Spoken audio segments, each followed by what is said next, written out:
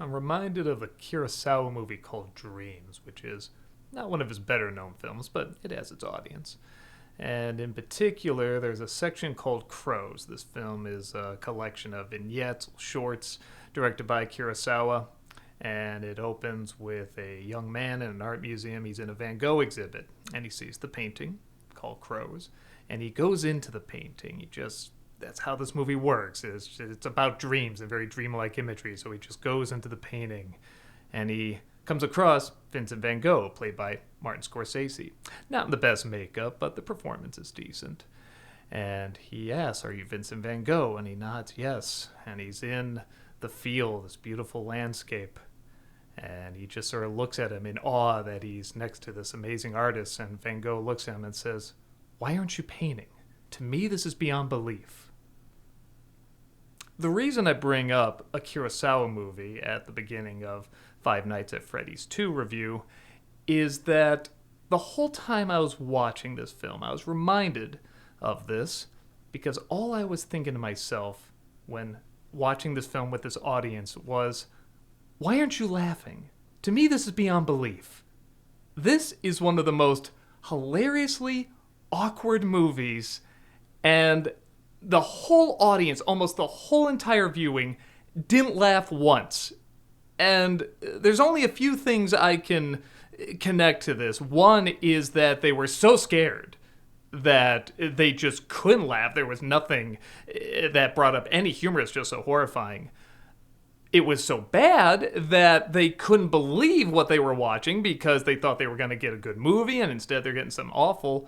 Or they were just so sucked in by the drama that they were looking behind, their backs and everything at me saying, "Sir, this is a film about animatronic bear, chick, fox, and bunny that kill people. What is so funny about this?" And honestly, with the first film, I was looking for a few more laughs. The first film I didn't hate, definitely not as much as other critics. For me, it just needed to follow through on one basic idea, animatronics killing people. And aside from maybe a 5-minute scene, we don't really get that in the movie. But the initial setup is fine. The story's fine and everything. It's a little awkward once or twice, but, I'm like, this would be fine if it was only delivering what it was promising. This film does. It does deliver on these animatronics going around killing a lot more people. They make them scary. It's shot pretty nice. It's shot in a way where that 5-minute section in the first film takes up much more of this film, where you do see them hiding in places. Some of them are saying funny lines before they kill somebody, and there's a lot of hinting of creepy stuff happening. They're not building a fort with a kid, like they're actually doing what the first film was saying they were going to do. And there's even a section in this where somebody is at the security cameras, checking for, the animatronics getting closer and closer, like the original game. So in that respect, I do enjoy the film a lot more. There's a lot more creativity to it. There's a lot more insanity to it. There's a lot more going on in this film. But the first film is probably better made. I could take it seriously. This one just has so many moments of wooden acting or weird lines that just nobody would say, or maybe a first-time screenwriter would say.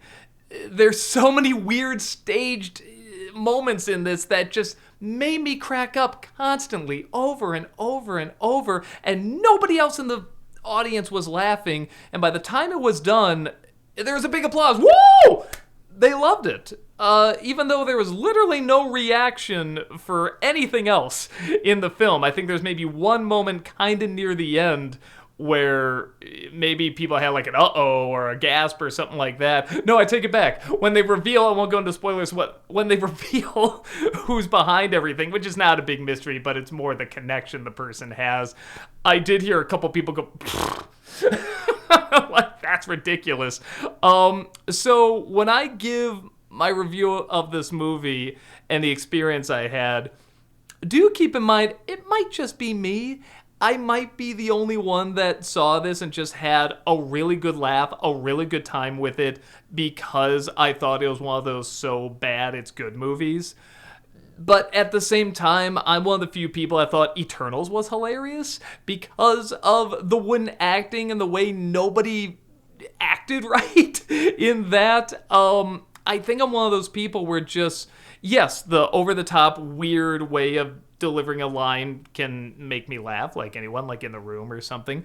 But the very wooden ways people can say lines, it also makes me laugh just as much sometimes. I don't know if that makes as many people laugh, but even if you take that element out of it, like I said, there's so many staging moments in this that are so weird. There's, for example, I don't think this is pretty early on in the movie, so it's not really a spoiler or anything, but there's a dream sequence. I mean, hell, it's a dream sequence. Is that really a spoiler?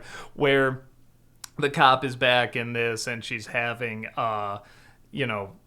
dreams of her father, Matthew Lillard, and you got her having these nightmares, and she finally says, okay, I'm gonna confront him, let's go. So she goes to sleep, like it's Freddy Krueger or something. So she goes to sleep and is in this house, and there he is at the end of the hallway. She goes up, brave cop, and says, I'm not afraid of you anymore. And then all the hallway doors open. Okay, well, what's it going to be? He's going to be close to her. He's going to be like a corpse or something. He's going to have no eyes. Something with all these doors opening, closing. And they just see him speed walking towards her. Not even that fast. It's just kind of a little faster than normal walking. She goes, ah! Runs downstairs, hits on the door, ah! And nobody laughed at that. There's this reality show, I guess, that's black and white that the kid watches in this. I don't even remember what it's called, like Spooky Scoopers, some shit like that. I don't remember, but it's this show where, of course, it's a satire of like ghost shows, but it's done in like a Scooby-Doo credits on the show, and again, it's done black and white, not even green and black like a lot of these shows do, and they show, I'm assuming this is like a cable show, because again, it's on TV, and this is supposed to be the early 2000s, and you see them arrive at Freddy's. Obviously, they're just to die, but they show up there, and it's like, yeah, the guy is getting us in. He's sneaking us in, and this camera crew for this show on cable, on TV, has 3 people, the host, the camera person, and maybe the person doing sound. That's it. And I'm thinking there'd be a lot more people involved in this, and they go there in the middle of the night. There's no crew, nothing else there, and there's just one guy looking suspicious as hell. And literally, his eyebrows are permanently like this. He has this look the whole time, and they're like, this is fine. And the guy, the cameraman, they're giving the backstory in the place. It's like, apparently some kids disappeared. Woo! And I'm thinking to myself, this dude must have done this maybe the first 3 episodes they were filming. Ooh, because who wouldn't if you're on this show? After the 3rd time, you would get tired and be like, all right, we know the drill, so you come up with some new material. But no, on whatever this is, the 10, 20, 30th episode, he's still going, ooh, like that. And it is so just obviously somebody who first wrote a script for the first time writing this. Or at least it's coming across that way, and they go into this place, and it's one of those films where I was trying to figure out if it was intentionally trying to be bad. Was the acting and the writing like an asylum film, where it was meant to be kind of ridiculous, because I didn't know if it's the same people who directed and wrote the last film or not. I know it's the same director, I'm not sure if it's the same writer, but they have a moment in there where they're in this place, and the marionette is one of the animatronics in this, which looks terrifying. And this whole place, Freddy's. Okay, so oh my god! See, I'm just jumping all over the place because there's so much stupid in this. So the design of the Freddy animatronics, yes, are creepy, but you can also see how they would be friendly, and when they start to rot, they would look more and more creepy. But in their heyday, you can see how they would kind of be a little friendly. But there's a way you can go too far with this. Like the Annabelle doll is laughably ridiculous. Nobody would buy a doll that looks like that. I mean, not even close. There's nothing cuddly about that thing. So the Five Nights at Freddy's animatronics, they're not really that until they start to rot and then they get the evil eyes and stuff like that. Okay, they can look a little creepy. In this one, literally like all the pictures, the little merry-go-rounds, everything has their face on it, their eyebrows are down. Like that, like cartoonishly evil. And I'm thinking, who would design these things like this? And the kids are like, yay, look, it looks like I'm going to hell, yay, yay. It doesn't make any sense. And then the kid in the beginning of this is just looking at this stage. And, you know, the friend comes over and she's like, well, why don't you come join the party, have some pizza or something? And she's like, I'm just waiting for the character to rise up from the stage there. She's the only thing I can count on, the only thing I can depend on. I'm like, this is pretty funny. And then there's a kid, this little boy who gets kidnapped by, you know, a person in a costume. Again, looks hilarious. And she goes to all these grown-ups and says, there's a little boy! He's been abducted! This little boy is in trouble! Every single one of them is like, adults are talking. That's nice. Go play with your friend. Don't bother me. And I'm thinking, okay, there's got to be like an It thing, you know, like in Derry, where all the adults are under some sort of spell where they don't care. Something's cast on them. They're going to explain this later. No, that's just supposed to be how adults naturally talk in this world. And there are so many moments like that in this. There's a scene in that dream sequence where I was talking about with Matthew Lillard. There's a scene where he's supposed to be falling from the staircase. I know it's a dream, but again, I think it's supposed to be dramatic. I'm not exaggerating. They get a shot, the lightning's going, he just goes, ah!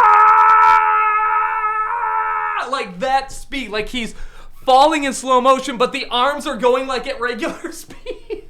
And there's just, I don't know, there's just so many moments like this in this movie, but it's so entertaining. I just had a blast watching it. I had so much more fun watching this than I did with the first movie. This film is the Mortal Kombat annihilation of Blumhouse sequels. Even though the first one is technically made better, I just had such a fun time watching this, and I would gladly watch this one over the previous one. I didn't even hate the previous one. I just thought it was, you know, pretty bland and boring, and again, didn't follow through on what they were promising. This one delivers what the first film is promising, but it is hilariously awkward.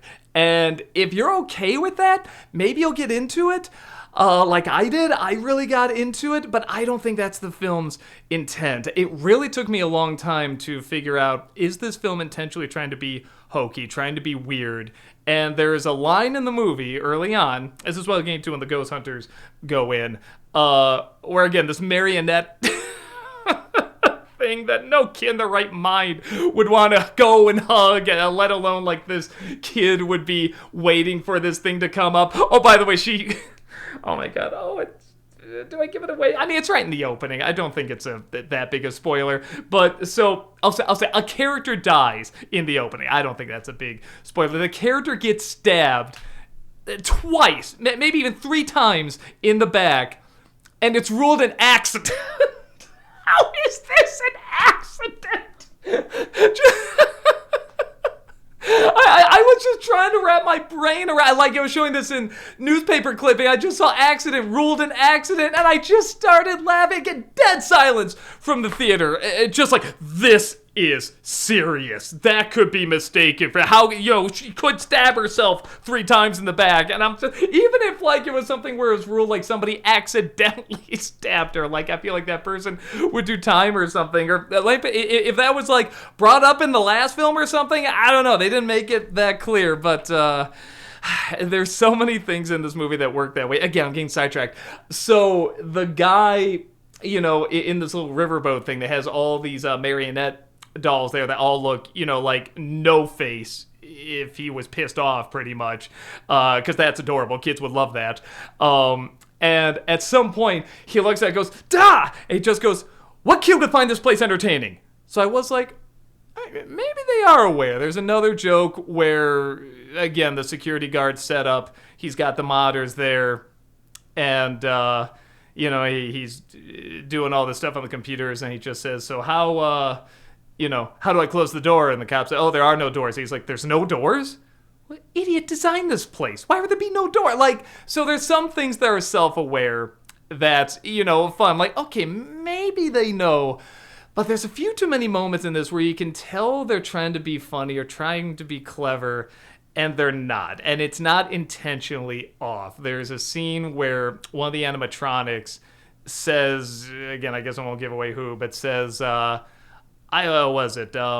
just want to look inside his head, I want to get inside his head. Well, okay, you know what that's leading to, so we'll wait. And then that scene is coming. She repeats the line, I just want to get inside your head. Well, yeah, we heard that already. Not even PG-13 him to get death. It's PG. This film could easily be PG. I mean, what happened to Indiana Jones, Last Crusade, Temple of Doom, PG-13? I don't think there's a drop of blood in this, except a little bit in the opening. But, again, this easily could have been PG. But, yeah, just nothing happened. I mean, something happens, but it's all off camera.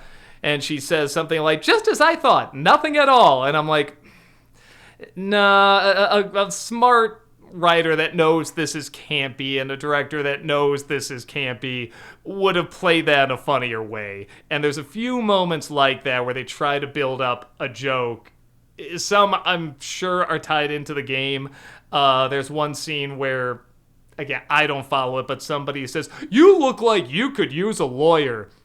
I didn't follow what that was about, but people went, so I'm like, all right, must be a Five Nights reference. Cool, I can't comment on it, if I don't know what it's about. But it is another one of those things where I'm like, okay, well, that wasn't written or directed in a way that's like, well, if you don't know the source material, you're not going to think anything of it. If you do know the source material, oh, you're going to have a good laugh. It's just something that obviously is said so awkwardly that's like, all right, well, this is trying to get a response. And again, it's not done in a way that something like an Asylum film would do. Something that's aware it's supposed to be bad. It's supposed to be lame. So with that said, though, it is so constantly enjoyably ridiculous. And the only actor that I think had some pretty good acting in this, I mean, he's always really good. I always forget his first name. Josh. I always forget if it's Josh or John. Josh Hutcherson. Again, very good actor in this. I remember him being, decent in the first one. Not great, but I mean, he did good. I mean, he's somebody that can take kind of a nothing script and he can bring some interest to him. I want to know, where it was going. And with this one, if you're looking for more of the animatronics from the first film, they're not really in it this much. As to say, there are animatronics, but there's different ones. They're made out of metal in this one. They talk in this one. Without going too much into spoilers, they're a different type in this one. I guess you can kind of put together what that means. But in terms of the ones from the original, they only come in for a little bit of time, so not much. So I don't know for diehard fans if that's keeping right to the script, that's how it should be, or they're going to be let down, that they want to see more of those characters, because I guess people who really like the games really liked the first movie. So I played a little bit of the first game, but I never got, that far, and I enjoyed it. I liked it. But again, I'm someone that didn't hate the first film. I just wanted them to kill people. And you definitely get a lot more of that in here. And there are a lot of creative shots, like I said, where they're hidden, the different ways they're hidden. There's a scene in this where somebody has to fool the animatronics and literally he just takes it's not even like a full mask of something that goes over your head, I don't know, like Mickey Mouse at Disney World or something like that where the whole thing covers your head. It's just the little face plate. He holds it over his face and the animatronic is like, oh, that's an animatronic. It walks away. These things are alive enough to know that it has to kill a person, but it's not alive enough to know that you just literally put a paper plate in front of you. It's like, oh, okay, it's one of us. Checks out. It's like in The Matrix when he hides behind a cubicle and they're like, we just don't know where he went. All these numbers, calculation, the Matrix, but the cubicle, we can't see it. We can't figure it out. But that movie's brilliant too, right? So yeah, there's all these things that just make me laugh. I had a great time. I think the good news about it is that it is entertaining one way or another. Wayne Knight is in this, which is so great to see, and he is such a cartoonishly over-the-top bad guy. Just some of the things he says to this kid are so hilariously over-the-top and mean. Just he's so mean to this kid for no reason. He's like, you can't have this. You're going to embarrass yourself. I'm like, that's so harsh. I'm sorry. See, it's already getting me going. This is one of those movies where I don't know what the response is going to be because my screening seemed to eat it up and seemed to really get into it. And honestly, I did too. I had a great time, but I don't think I had a great time for the reason it was intending. And that's why it was very important for me to figure out, did this movie intend to be bad, to be hokey and campy, similar to how Megan was. You know, I was wondering, was it trying to do something like that? And I don't think it was. I put it this way, if it was really... I mean, there are like layers of this, of like, you know, triple, quadruple, whatever is on top of that pull, you know, just spinning it around, trolling the audience. And I don't think that's what's going on. But I still had a great time. I still enjoyed a lot of the kills, even though they're not bloody. They're still shot in a creative way, in a fun way. I like there's more of the Freddy's restaurant there, you know, with like there's a little boat section in there that you probably could have done more with, but they do an okay amount in there. There's much more of the animatronics going around, looking scary, killing people, and you do get a little bit more of the backstory with some of these other characters and just some of the stuff that doesn't make sense. There are literally characters in this movie that pop up twice that the film is acting like are major players, and that's it. They show up twice in the movie to perform a role, and that's it. And they're acting like this major character, yes, that person came back. And it's like, well, of course, they're only there once to do one thing, and now they're here to do it again. So I had a really good time. Again, I don't know what the reaction to this film is going to be, so I could be alone on this. I can't give it a positive review because I don't think it's a good movie, but I am still recommending it, if that makes sense. I think... I'm not even going to guess what the Five Nights at Freddy's fans will think of this, if you'll like it ironically or like it legitimately or a little bit of both. I don't know. But I think if you want to see the first movie, just a film where animatronics are attacking people and killing people and looking creepy, and it can't be whether it's supposed to be or not, and awkward where it's supposed to be or not, you'll get your fill. You'll have a good time. If you're looking for a legit scary film, I mean, man, I didn't find anything in here scary, but I did find it very fun and, again, very creative in the way they construct these creatures and where they place them. And there are moments where it is intentionally trying to be funny, and it does work. I said, particularly in the placement of these animatronics, you know, where they want them to look scary and everything. But, yeah, I don't know. I think 2 out of 4 sounds right. But I do think you should go see it because I just had a blast. I do wish I had a better audience. I wish I had an audience that was getting into it as much as I was. And again, maybe they were just for different reasons, but man, it was almost becoming embarrassing how many times I was trying to stop my laughter, just covering my mouth, laughing at it, and just nobody was on the same page as me. Nobody found this stuff funny, and I just had a ball with it. So, with that said, man, I would love to know your thoughts on this movie, especially if you're a Five Nights at Freddy's fan. If you liked the first film, definitely let me know if you're a newcomer to the Five Nights at Freddy franchise, or if you've never played the game, or if you're a diehard fan, you know all the games, all the lore, all the backstory, all that stuff. Because I get the feeling that's going to make a big impact in how you accept this film, but I don't know how. I don't know in what way it's going to impact, because like I said, just going by my audience, it was a little hard to figure out. So definitely let me know your thoughts. I'd love to know, like I said, if you enjoy it, didn't enjoy it, or somewhere in between. And again, whether or not you're going into this as a diehard Five Nights at Freddy's fan, a passing fan, or you only saw the first movie and that's it. Let me know what you think, and until then, I will see you next time. Take care.